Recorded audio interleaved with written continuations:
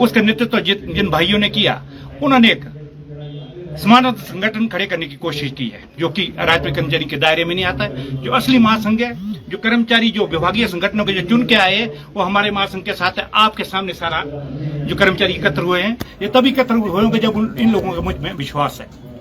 दावा तो वो कर रहे हैं कि हमें मान्यता उन्हें मिलेगी। अब दावा तो हम तो पहले कर्मचारियों के दरबार में करेंगे।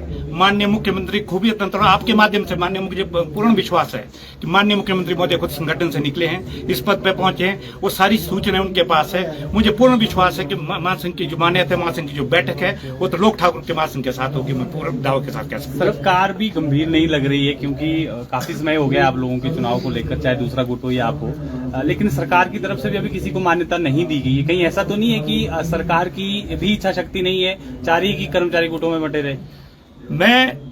ये हमेशा होता रहा है कि जो ब्यूरोक्रेसी है, वो कर्मचारियों को डिवाइड करने की कोशिश करती है, विभाजन करने की कोशिश करती है, ताकि उनके ऊपर जो प्रेशर पड़ता है वो संगठन के माध्यम से ही पड़ता है। मैं माननीय मुख्यमंत्री के समक्ष इन बातों को रखूंगा। इसके बाद 1-1.5 महीने के बाद जैसे अगली बैठक हमारी होगी, हम अगली रणनीति बनाएंगे। कर्मचारी हितों के साथ कुठाराघात होता है, उस पर गंभीरता से विचार नहीं किया जाता है, हम अगला कदम उठाने के लिए भी बाध्य होना पड़ेगा। मुख्य इश्यूज क्या है आपके? मुख्य इश्यूज मैंने पहले भी कहा है कि संशोधित वेतनमान जो 2016 की जो पूर्व सरकार ने हमें देना था, पूर्व सरकार ने भी हमें ठगा है। स्केल रिवीजन का जो देनदारी है वो लंबित है।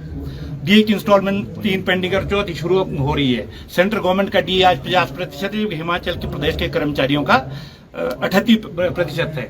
बहुत सारी इश्यूज है, पदोन्नतियां है, खाली विभागों में खाली पड़े पद है, उनको भरा जाए ताकि जो काम का बोझ है कम किया जा सके। जेसीसी की मांग भी कर रहे हैं आप? जेसीसी की मांग सब प्रायोरिटी पे।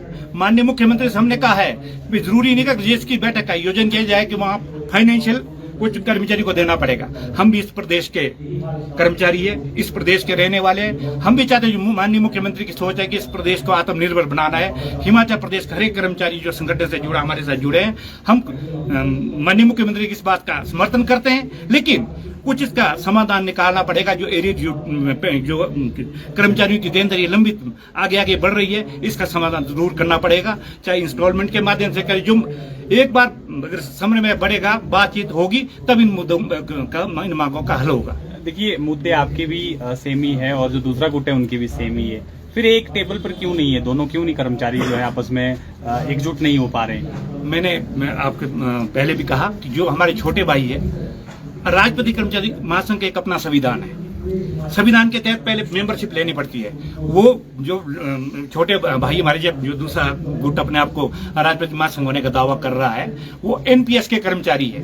एनपीएस के कर्मचारी से ओपीएस उनको बहाल हुई है और वो उस एसोसिएशन के सदस्य है। जब तक उस एसोसिएशन, उस संगठन को समाप्त नहीं किया जाता, राज्य कर्मचारी महासंघ के सदस्य बन नहीं सकते हैं।